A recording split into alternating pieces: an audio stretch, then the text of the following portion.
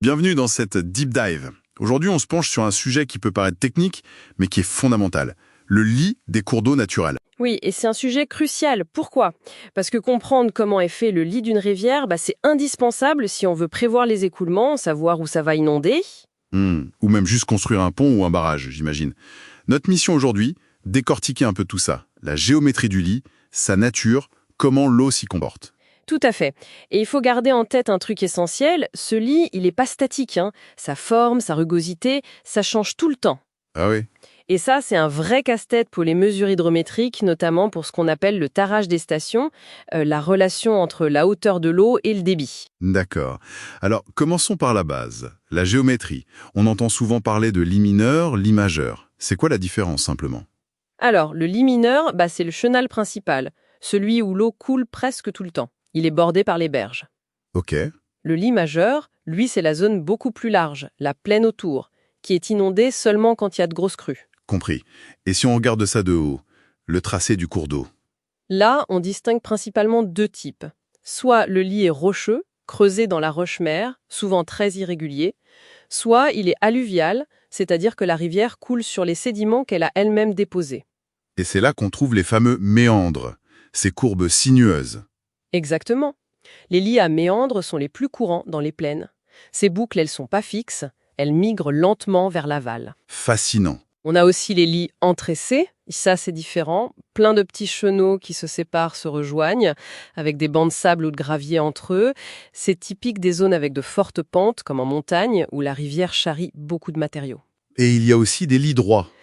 Plus rarement, oui, souvent c'est sur de courtes distances, et même là, le courant principal, il a tendance à onduler un peu d'une berge à l'autre. Idéalement, pour une station de mesure, on cherche un tronçon bien droit, bien stable, mais bon. Oui, la nature est rarement aussi simple. J'imagine que ces tresses ou ces méandres, ça doit compliquer les mesures. Énormément. Un bras qui se forme ou se bouge, des zones où l'eau stagne, des tourbillons. Près d'une station, ça peut tout fausser. D'accord.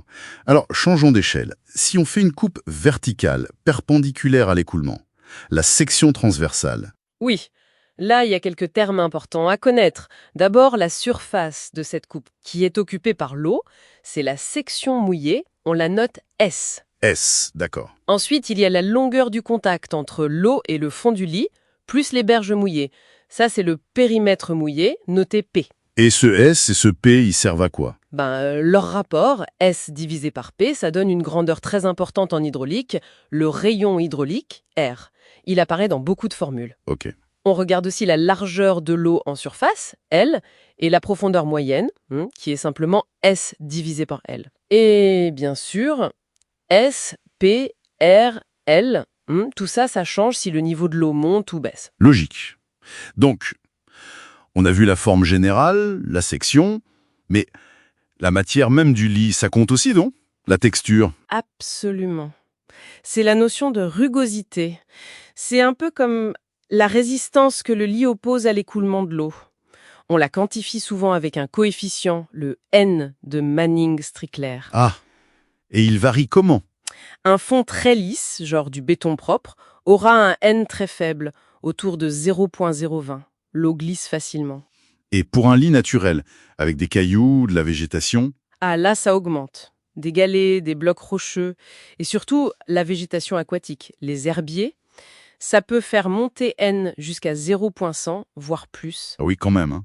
Ça veut dire que ça freine beaucoup l'eau. Énormément. Pour une même pente, une même profondeur, si la rugosité est forte, l'eau ira beaucoup, beaucoup moins vite. L'effet des plantes est souvent sous-estimé. C'est un point important. Mais il y a encore autre chose qui complique tout apparemment, la mobilité du lit. Oui, et ça, c'est peut-être le plus délicat. Sauf si on est sur de la roche très dure ou de l'argile bien compacte, le fond d'une rivière, il bouge. Les sédiments sont transportés. Il se creuse ou il se comble, c'est ça? C'est ça. Pendant les crues, surtout, le courant peut arracher des matériaux au fond. C'est le déblaiement. Ou, au contraire, quand le courant ralentit, il dépose des sédiments. C'est le remblaiement. Et ça, pour les mesures hydrométriques, c'est... C'est le cauchemar. Imaginez, vous avez mesuré une relation hauteur-débit impeccable. Une grosse crue passe, elle creuse le lit de 50 cm à votre station. Ah oui, Après la crue, pour une même hauteur d'eau, le débit sera plus important qu'avant. Votre belle courbe de tarage ne vaut plus rien. faut tout refaire. Voilà. Et Les activités humaines comme l'extraction de granulats dans le lit ou le fait de couper un méandre pour faire un canal plus droit, ça accentue énormément cette instabilité. Ça rend les choses très dynamiques et difficiles à prévoir. Parlons justement de l'écoulement lui-même. Comment on le caractérise? On peut le classer selon plusieurs critères. D'abord, est-ce qu'il est uniforme, c'est-à-dire vitesse et profondeur constantes sur une certaine distance? C'est très rare en vrai. Le plus souvent, il est comment alors? Il est non uniforme ou varié. La vitesse, la profondeur, ça change le long du cours d'eau. Ça peut varier doucement ou très brusquement, par exemple à l'approche d'un seuil, d'un pont, d'un barrage. D'accord. Et dans le temps? Pareil. On distingue l'écoulement permanent, où le débit ne change pas dans le temps, du non permanent ou variable.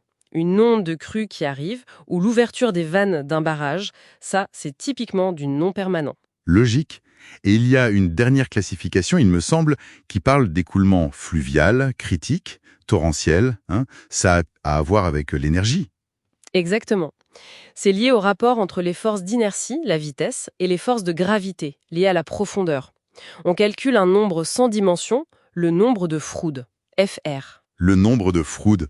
Si ce nombre FR est inférieur à 1, l'écoulement est dit fluvial. C'est le cas des rivières calmes, plutôt lentes et profondes. L'écoulement est contrôlé par ce qui se passe à l'aval. Et s'il est supérieur à 1? Alors là, c'est torrentiel. C'est rapide, peu profond, comme dans les torrents de montagne. L'écoulement est contrôlé par l'amont. Et pile à la lunite, quand F égale 1, on parle d'écoulement critique. C'est un état un peu particulier, souvent instable. D'accord.